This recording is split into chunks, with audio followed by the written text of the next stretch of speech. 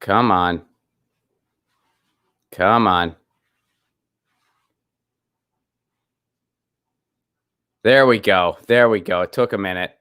I think because I put the chat on last minute. That's something new that's happening. That's something new. All right. Okay. There we are. All right.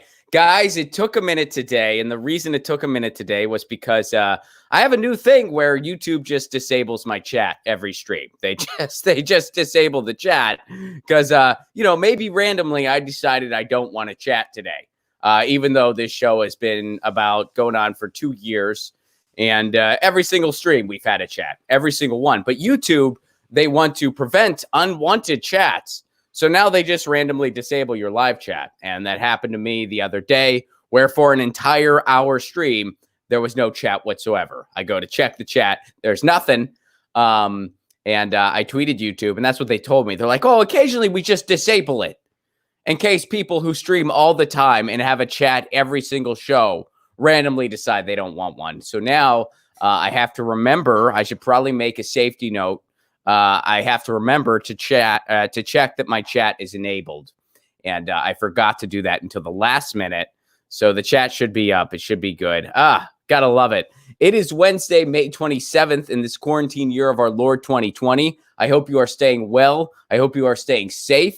I hope you are staying home. And I hope all of your dreams, do you have a dream? I hope it came true. I hope it's amazing. I hope it came true. I hope you crush it. There's a lot going on in the world. We're going to get to it. And I have a guest today who I'm really excited about. Always love talking to her. She is the host of Savage Joy over at Real Progressives. And she actually has a lot of exciting news coming up. And we're going to talk about some of her news. But please welcome back friend of the show, Savage Joy. What's up, Joy? Hey, thanks for having me back. You know it. I think last time you were on the show, New Wave Vader talked to you, and he spoke. Yes.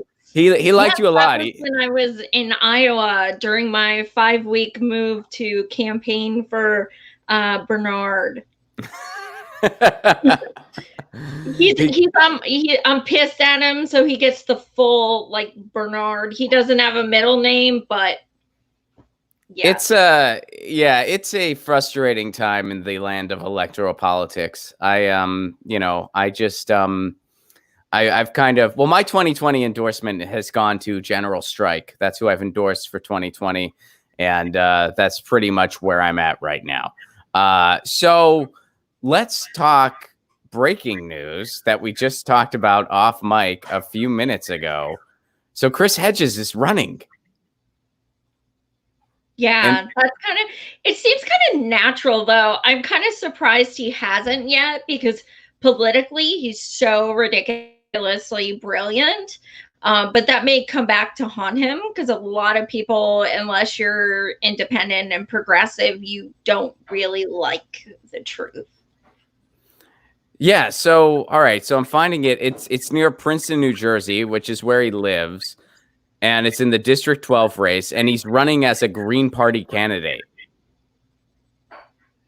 How do you feel about this? Well, I'm down. I mean, he kind of acknowledged that it's not necessarily going to be a win, but he wants to represent, standing up to the duopoly, which I can appreciate. More power to him. I'm in Pennsylvania next door, so I'm always glad when I see third-party people, take on the establishment. I don't think anyone will debate him, though. I doubt it. That would be interesting, seeing him in a debate. I mean, that would be, and hopefully that would get, if he did do a debate in his district, it may go only so far, but hopefully on the internet, it would go completely viral. Because he would just obliterate. And I'm actually not familiar with who his opponents are, off the top of my head. I don't know that district off the top of my head, but I'm gonna go ahead and assume he would obliterate them. It's a woman, so he would be sexist. He would be sexist. That's a given. Okay. Yes, just by existing, he will be sexist. Okay. All right. But it would be pretty amazing to see if he did. I don't know. People like that, though. And when I say people like that, I mean public intellectuals. I feel like that's the easiest way to define Chris Hedges. He's a public intellectual. He's written some amazing books. He's an amazing thinker. I feel like he belongs outside of electoral politics. I mean, if he wants to run, I think that's cool. I'm certainly not opposed to it, and he's got to do what he feels is best for him. And I certainly trust his judgment because he knows what he's doing.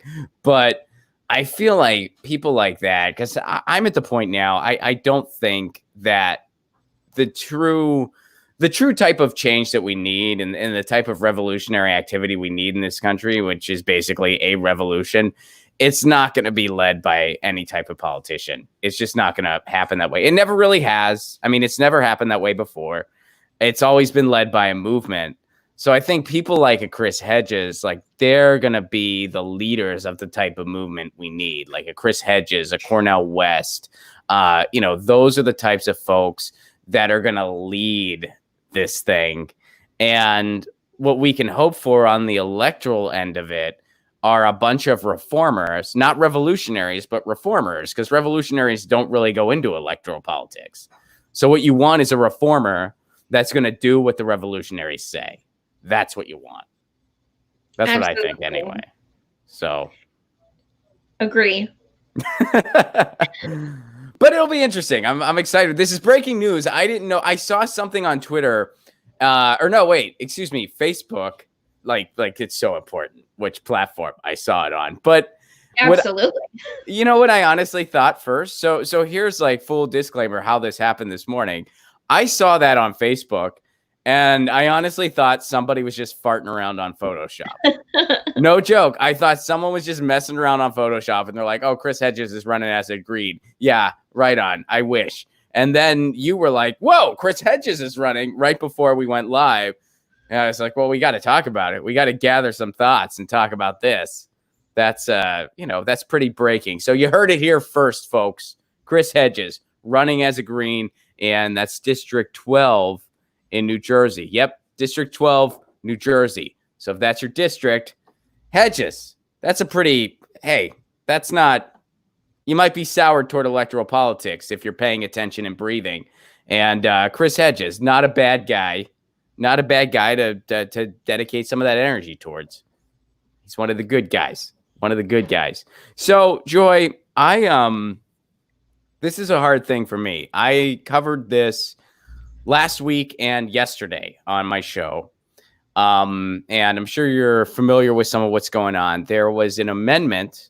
So they wanted to reauthorize the Patriot Act, essentially. I mean, they always title it something else, like the USA, freedom, liberty, red, white, and blue, whatever. And they're reauthorizing the Patriot Act because why not? It's a great piece of legislation that nobody read. And so there was an amendment saying that if you wanted to spy on somebody's browser history, you needed a warrant. You need Liz Warren. No, you need a warrant to do that. And it was proposed by Wyden and Daines over in the Senate. And as you know, it failed by one vote. And there were a couple people in the Senate who likely would have voted the right way who weren't there, one of them being the guy behind you. Bernie was missing that day. We don't know why, but that was not cool. And I don't know why he wasn't there that day. I'm still waiting for an explanation. I would say that's the most disappointing thing Bernie's done this year, but that wouldn't be the case. Yeah, exactly. There's other disappointing things. Disappointing, putting it lightly. But anyway, he wasn't there. Still don't know why, but he likely would have voted. So what happened was it went back to the House. Now, Nancy Pelosi, who I'm not a fan of, but Nancy Pelosi, because she's Speaker of the House, had the authority to basically just tack that amendment back on, get it through the House, send it back to the Senate, where presumably, some of the folks that didn't vote the first time would vote this time, and we'd get it through. So we had a second chance, basically. And what happened was it went back to the House.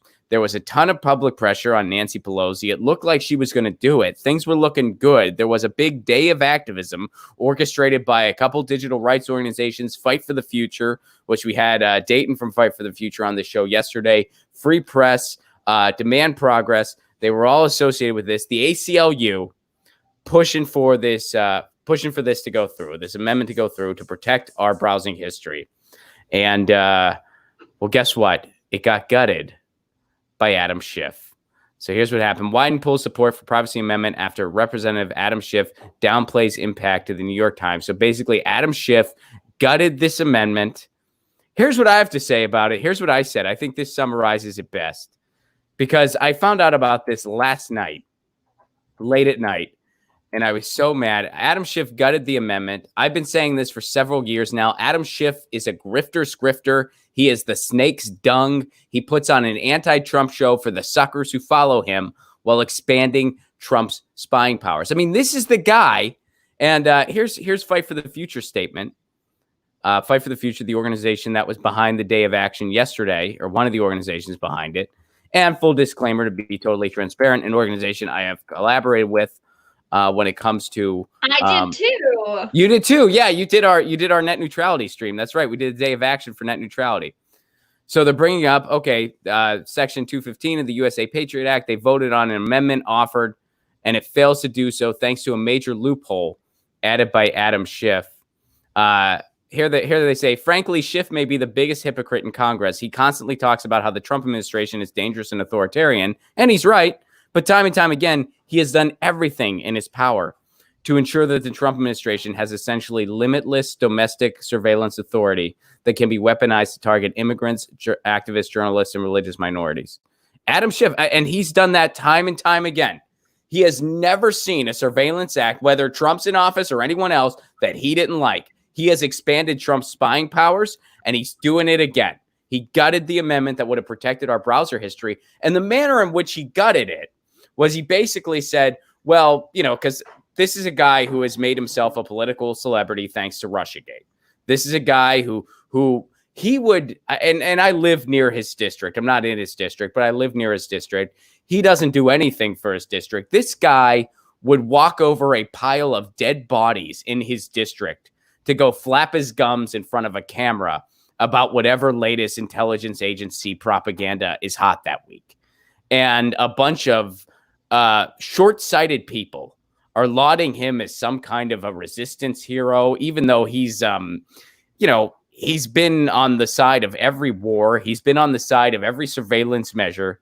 And here he goes again, doing the exact same thing, talking about Trump's treasonous, Trump's public enemy number one, this and that. Oh, but I want him to be able to spy on you as much as he can. Either A, Adam Schiff is just a political theater actor, or B, he's just that completely clueless that he doesn't understand how basic policy works. So he's giving spying powers to this person who he's claiming is some dangerous authoritarian, which Trump is, by the way. But this guy is just a showman, and worse than that. And I mean, I've been saying it for years, and so many people, they're like, what's your problem with Adam Schiff? What do you mean? I'm like, this guy, and by the way, he has exploited people's money. He got their hopes up during the 3-year circus that was Russiagate. He got their hopes up again during the impeachment circus. And it was all just a bunch of nonsense where it's like, look, if you want to oppose Trump, I do too, but this ain't the way to do it. This is just political theater. Nothing's going to come of this. And then it didn't. But he made off like a bandit. Now he's this huge political celebrity. No one's going to be able to primary this guy. He does nothing in his district. And here he goes again. I mean, you look at his voting record. It is absolutely terrible. This guy is assisting Trump, not resisting him. It's a lie. He is a grifter's grifter. He is the snake stung, which is the snake stung is the complete opposite of the bee's knees, in case you were wondering. Yeah, I mean, I totally agree. I mean, I can't help but think of Pelosi anytime someone is kind of like that, just because they're like, oh, yes, queen, I'm the resistor. Yeah. And then they're like, oh, by the way, Trump, here's more money to fuck over the people. So he's kind of just like that. Yeah. Oh, absolutely. That Russiagate bullshit, impeachment bullshit. We all knew nothing was going to come of it. And yeah, he's the epitome of someone who has a D next to their name, so people like praise him regardless, even though they, if they really looked at him, he is far from democratic. Oh yeah, there's nothing. Yeah, that's the other thing. You strip aside all of his like shenanigans, even like this guy's been for every war. He does nothing for his district. He doesn't do anything for low income people. Like and I really wanted this to work out, Joy, and I really thought we were going to get a win here. I pushed for it. I went as far as I actually sent Nancy Pelosi ice cream to try to encourage her to do the right thing. I sent her ice cream. I looked up her favorite flavor. It's Tears of Poor People. And I sent her a bunch of Tears of Poor People ice cream, just saying, look, we have our disagreements and I'm still supporting your opponent, but please do the right thing here. Didn't work. And now she gets to just eat that ice cream in front of a camera later. So, man. I had Shahid on again last week, and people in the comments were asking, if I vote for you, do I get a voucher for free ice cream? And I think that's valid. It's like Vermin, when he says everyone gets a pony. I feel like if Shahid wins and I feel like, hey, you have a lot of donations, let's have an ice cream party. I think that's fair. That's what they should do with the rest of it. Have an ice cream party. Yeah, but not Jenny's brand, because that is way too expensive. We can do Ben and Jerry's since they're burners and they'll hook us up. It is insanely expensive. I had this ice cream before. It was a vegan ice cream and the base was avocado. And it was actually it was delicious. It was amazing ice cream. And even that was cheaper than the ice cream Pelosi gets. Like even that was like cheaper. And I was at a party and it was catering this party. That's the only reason I got to like eat it. But yeah, and I was like, well, I guess I could buy this every great now and again for like a super special treat. Like something good happens. I'm like, I'm going to reward myself with some of this stuff. And even that was economically priced compared to what Nancy Pelosi gets. Speaking of ice cream, the government can go through your browsing history while they're eating ice cream. How do you like that? That's what happened. Real. I mean, they can watch a lot of porn. I have some good stuff on there if they really want to, learn about what I watch. You don't clear your browsing history? What's that? You don't clear your browsing history? How the hell do you do that? Are you serious? You don't know? I'll walk you through it. Yeah, you got to clear your browsing history. I didn't know you could do that. You can totally do that. So, I mean, if you got any good stuff you don't want to lose track of, you got to bookmark that. You got to bookmark those. And then I got to learn how to do that. You should clear your browsing history. What browser do you use? Google Chrome. And you've never cleared your browsing history ever? No, I'm not, tech savvy. All right. Okay, fair. Breaking news. Go look at Joy's browsing history. It's gotta be good. It's her show and porn. All right. So years of porn in your show are just hanging out there. All right. Good to know. We learned something new today.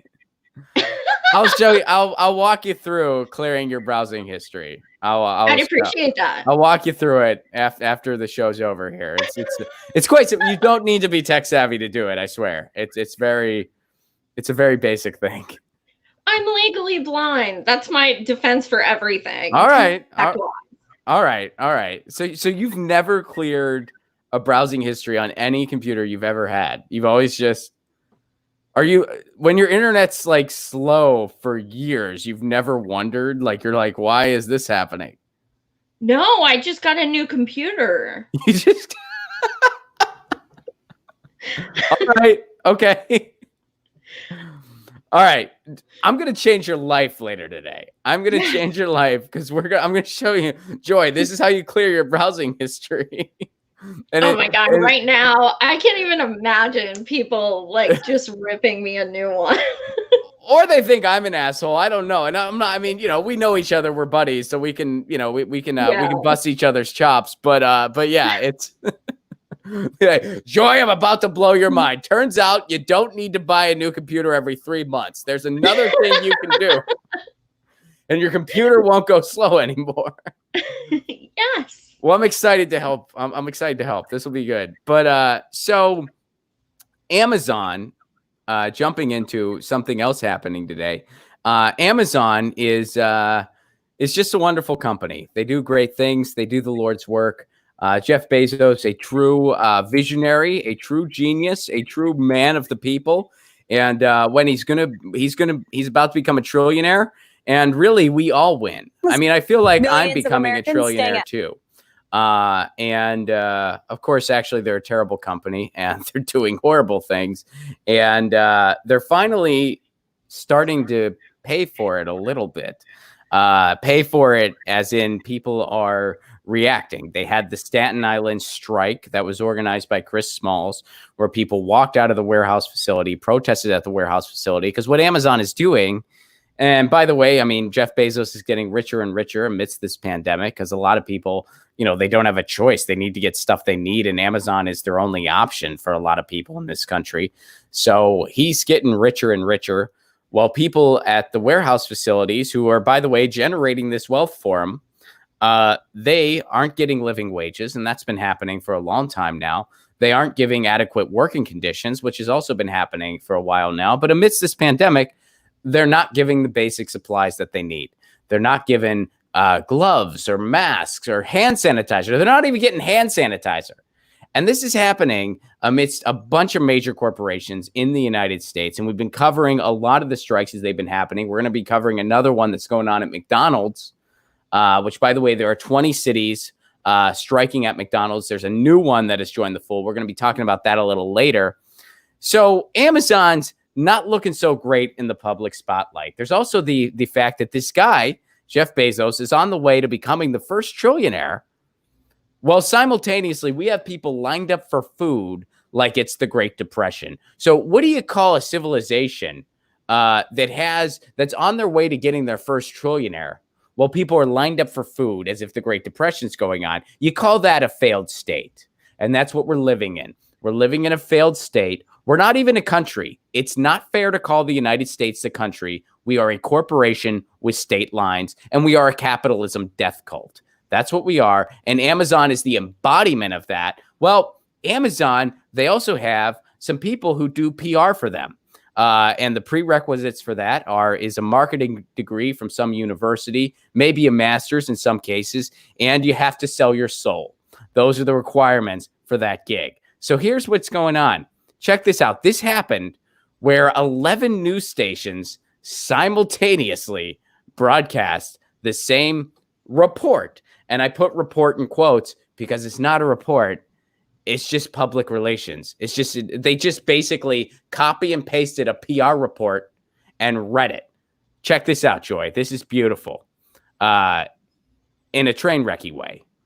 At home are relying on Amazon. Millions of Americans staying at home are relying on Amazon. Millions of Americans staying at home are relying on Amazon. Millions of Americans staying at home are relying on Amazon. Amazon has transformed its operations in response to COVID-19 to protect employees and keep packages flowing. Amazon has transformed its operations in response to COVID-19 to protect employees and keep packages flowing. The company is keeping its employees safe and healthy while still delivering those packages to your doorstep. The company is keeping employees safe and healthy. The company is keeping its employees safe and healthy. The company is keeping its employees safe and healthy. The company is keeping its employees safe and healthy. The company is keeping its employees safe and healthy. The company is keeping its employees safe and healthy. The company is keeping its employees safe and healthy. It spent $800 million on increased wages and overtime pay during the pandemic. It has spent $800 million on increased wages and overtime pay during the pandemic. It has spent $800 million on increased wages and overtime pay during the pandemic. It has spent $800 million on increased wages and overtime pay during the pandemic.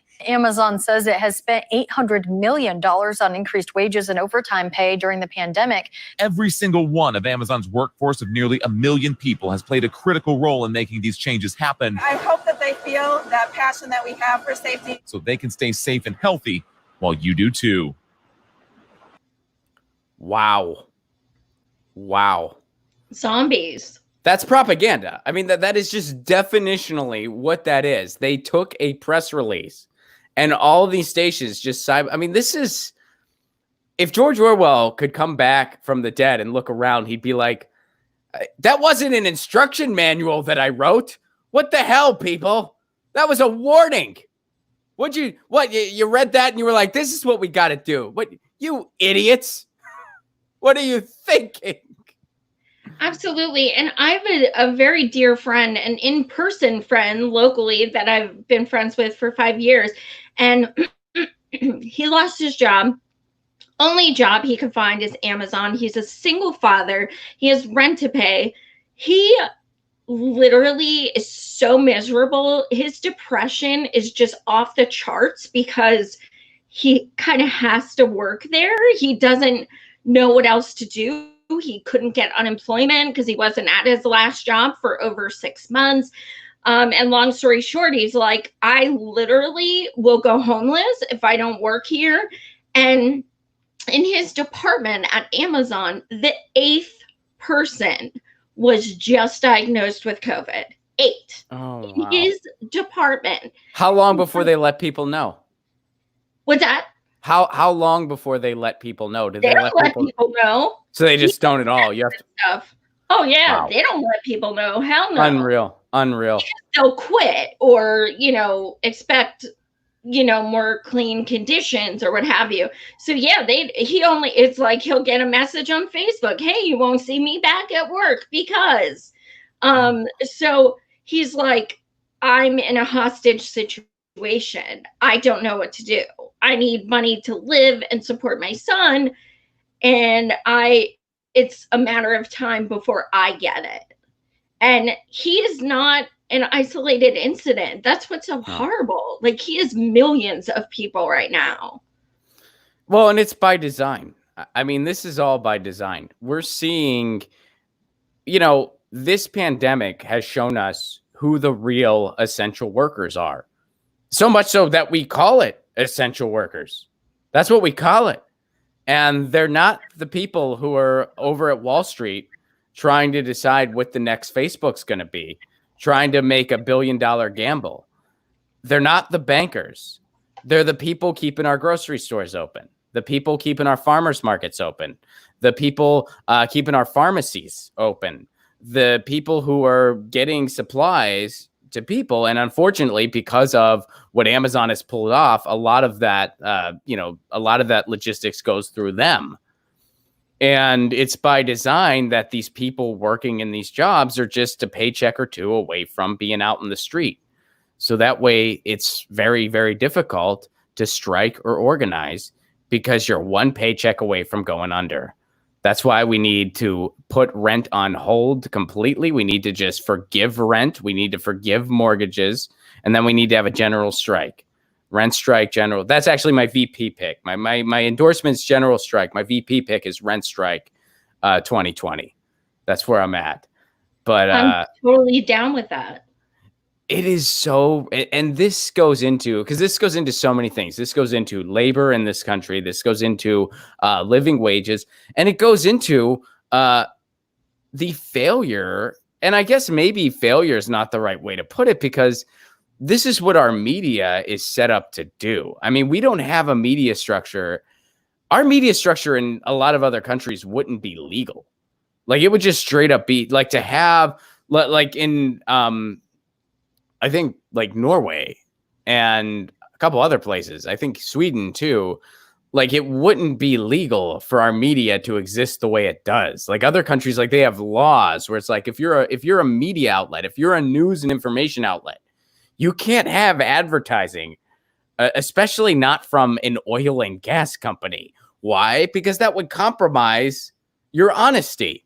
That would compromise, hey, if oil and gas is your meal ticket, you think you're going to give an honest report about fracking? You think you're going to give an honest report about climate change? No, you're not. So in other countries, something like that is illegal. That basic conflict of interest that you learn in Comm 101 or Journalism 101. I mean, you're taught these concepts in high school, yet we just implicitly accept it in the real world. Doesn't it make you so proud to do what we do? Like to be, and no, like genuinely, like we're independent media. We listen to We the People. We keep it real. Nobody buys us. Like people tune into us for their news because they know that we're going to be honest. We're going to be transparent. And, I think we're really fortunate to be able to do this. No, I agree. And, I mean, I joke about it, and I kind of see it as, prior to the 20th century, the United States had, I think it could be argued, one of the coolest media structures in the world. We had like a situation where it was subsidized heavily by the post office, and different cities had about 10 different newspapers, all founded upon different schools of political thought. Like socialists had a newspaper, federalists had a newspaper.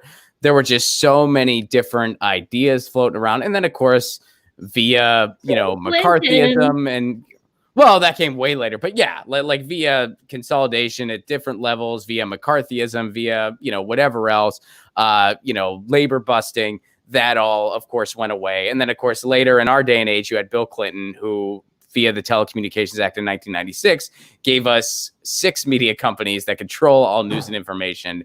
And it's less than 6 now, because some of them have even consolidated. But I feel like what we do is sort of like the modern day equivalent of those old newspapers.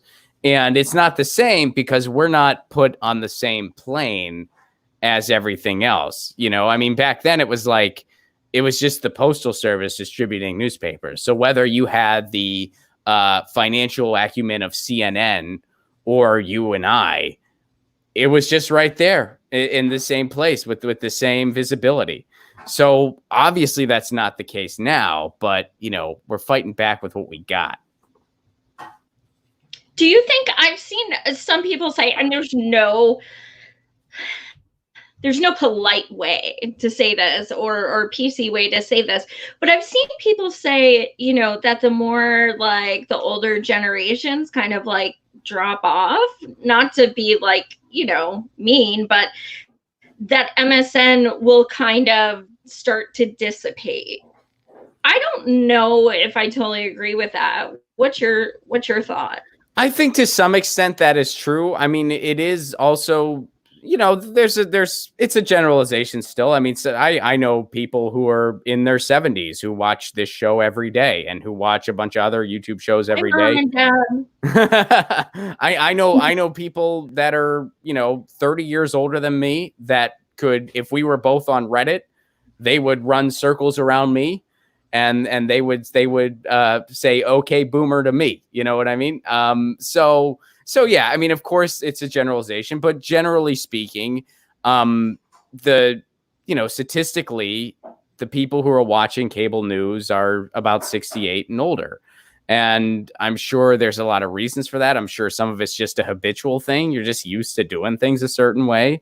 And I'm sure some of it is, some of them might not be as tech savvy. They don't realize that there's alternatives out there. I think there's any number of reasons for that being the case, but I do think that's largely the case.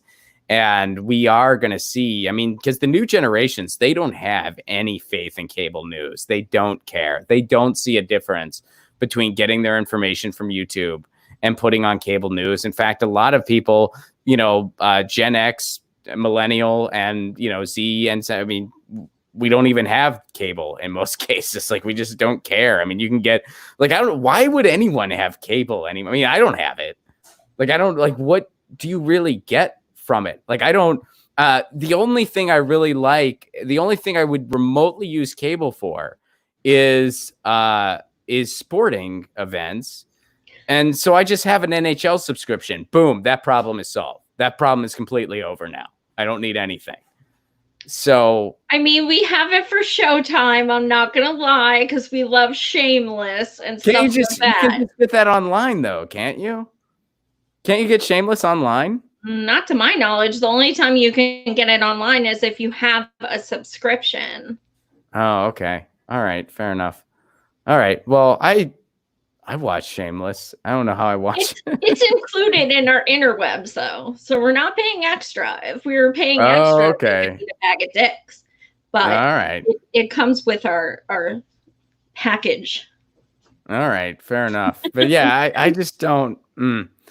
I feel you. There's still some good shows out there, but I usually don't. Aren't they all eventually on Netflix? Like, isn't Shameless on Netflix? Oh yeah, probably. Yeah. So you can still get Shameless, I think. Don't quote me on that. I don't know everything that's on. Whatever. Like, yeah, my wife kind of runs all that stuff. I just. My husband does too. I'm Really? like, all right, just. I give you half the money, you pay it. Do what you want. I'm the same way. But hey, you're gonna be able to tell your husband today, like, hey, guess what? I can clear browsing history now. I learned a new. Yeah. Oh my god. We'll have to do it on his computers too. I know he doesn't know. Are you sure? Listen. He might know. He does not know. If Later knows, today, he he's might be not like, good at Joy, keeping up with seriously. Joy, I've been clearing my browsing history since 2004. I don't know why you said that about me on the air. We've been married for how long have you guys been married? Shit. Well, we've been together 11 years. All right. So lived together 11 years. I bet you he has been clearing his browsing history for 8 years. Okay, I will ask if he knows what it is. Ask. No. You got to find out. I bet you what is it now? It's 2019. For 8 years, your husband has been clearing his browsing history. Is there a way I know? Like, if I go in, will it tell me when, like, the dates of when he looked at stuff? Yeah, well, not if he. Then I'll know. If he clears it, then no, because that's what happened. He cleared it. But right, but if it only shows me stuff for like the past month, then I know he clears it. Yeah, exactly. Right, yeah, done. So he's gonna kill me. No, I bet you. I mean, if he tells you, I would just believe him. But yeah, I bet you he's gonna be like, no, I've been clearing my browsing history. Oh my god, I'm excited to find out now. This. We'll do a follow up on this.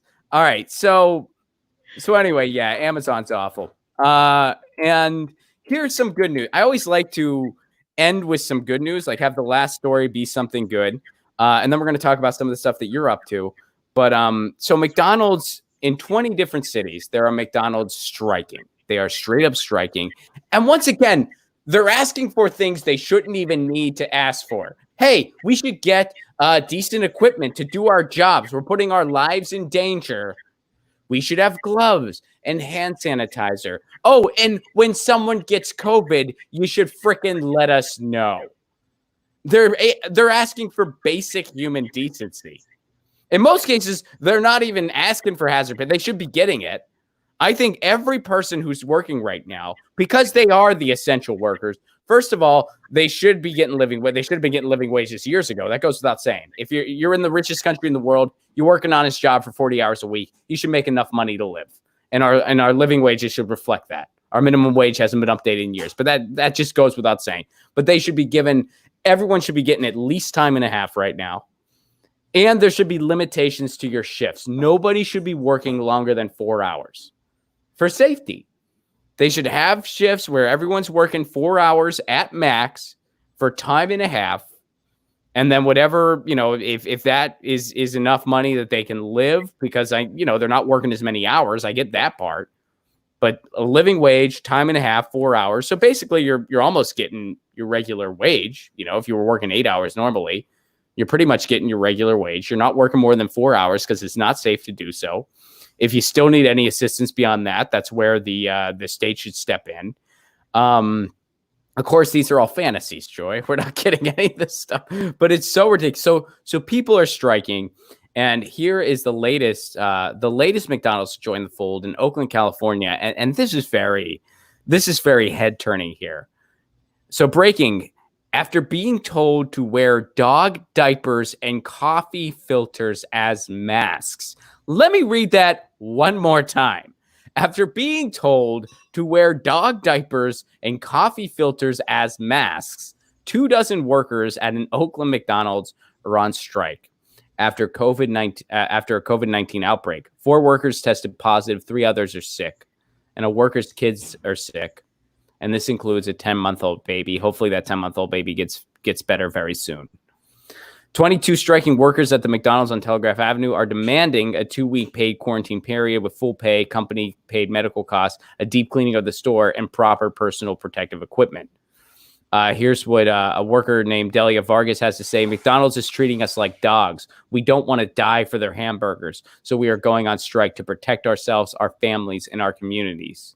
Initially, workers were given disposable masks, told to wear them for 3 days, and when the supply of masks ran out, managers told workers to wear coffee filters and dog diapers as masks and provided a stapler and rubber bands for construction. Wow. Capitalism death cult. That's what this is. That's what this place is. We are a capitalism death cult, which would make a cool band name. That would make an awesome band name. Wow, oh my God. Can you believe? I mean, it's like whenever we think it can't possibly get more ridiculous than this, it does. This is why the TV show, or the Netflix show, House of Cards, eventually went downhill because too many people were like, the real thing's weirder than this. The real thing is way weirder than this. I mean, that show, I watched, I think, the first season, and I was like, wait a second. There's people in Congress who actually want to do something about climate change genuinely. There's actually environmentalists in Congress. This is like a utopian show. Mm-hmm. But then as the seasons go on. Oh, I don't know. I haven't watched it all. This show is really bad for my, my future as a commentator and journalist, but because of the whole browsing history and now what I'm going to say. But I used to be so madly in love with Kevin Spacey. Like, oh my God, until I found out what a creep he is. But yeah, that was totally my favorite show. It was a brilliant show. It was cool. It was pretty comparable to what we're dealing with. I mean, that's literally part of why the excitement wore off. Like, it wasn't a bad show by any means. I mean, I only watched the first season, so I don't know what happened after that, but it was good. It's just so many people are like, the real thing is weird enough. This is just too, like, if somebody pitched our current political environment as a show, nobody would buy it because they'd be like, that's too unrealistic. That's too crazy. Like if someone just pitched 2020 and they were like, yeah, the only thing separating this reality TV host from who has no idea what's going on, the only thing that's standing in the way of him getting another 4 years is this demented guy who sounds like he has dementia, is probably a rapist. He's it. And by the way, he can't form a sentence and he antagonizes voters every single day. They'd be like, come on. That we can't. And they're both old white guys. Come on. That's some weird dystopian thing. No one would nope, it's real. It's what we got. Yep. So shout out to those workers at McDonald's. Good luck to everyone. Yes. I hope everyone gets better. I hope everyone gets healthy as soon as possible. And I hope that all of the strikes are incredibly successful. And we need a general one. We need a general strike 2020. Joy, so what is going on with you? What would you like to plug? I know you got a lot of exciting things on the horizon. What would you like to share? I do. So after 3 years doing a show with Real Progressives, next Friday will be my last show with them. I have decided to kind of part ways and, no vitriol or anything like that. I just feel like it's kind of time to, to separate and consider other things. I've been reached out to by a couple other organizations. I'm not sure what I'm going to do yet. But next Friday, I'll be announcing on my last show what I'm doing. I have Michaela Wilkes, who is amazing. She's running in Maryland against Steny Hoyer. And then I have Leslie Lee the third on after her. He's an African American man with a podcast who has he's written for Jacobin and other things. So I'm interested to talk to him about Floyd, Mr. Floyd, and things like that.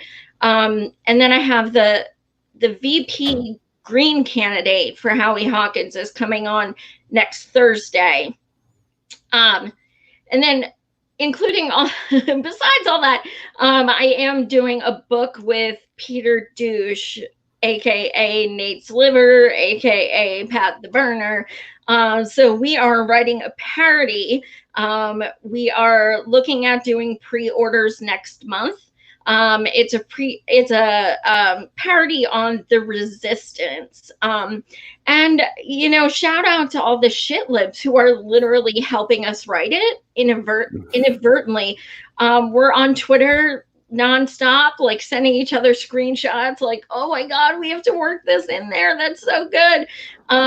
So it's kind of like his first book a little bit. Yeah, it is. Only the difference is he's writing this one with a woman, so making fun of all their I hate men thing is not as offensive because Gotcha. I'm on board. Okay. So yeah, I mean, we're having a lot of fun doing it.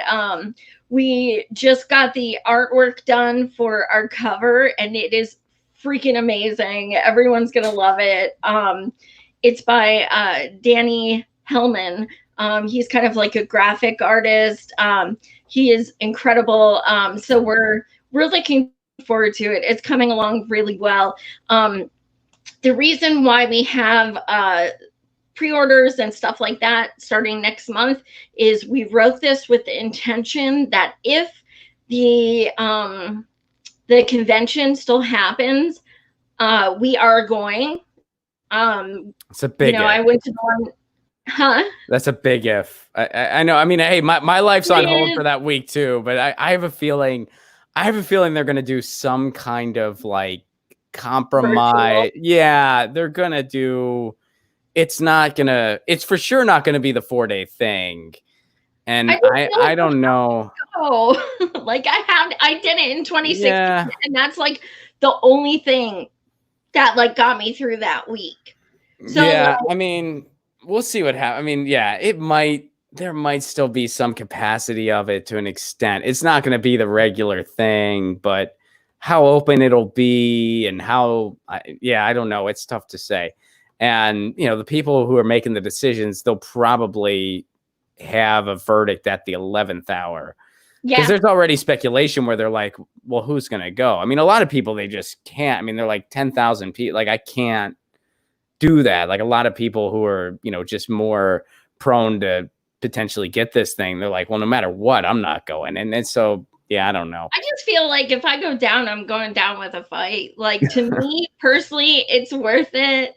My mom doesn't feel the same way. She's not very happy about me saying I'll go if it's still on. But I feel it's something I have to do. If it doesn't happen, I will be organizing a protest at the DNC headquarters when it does get safer. And that's in DC.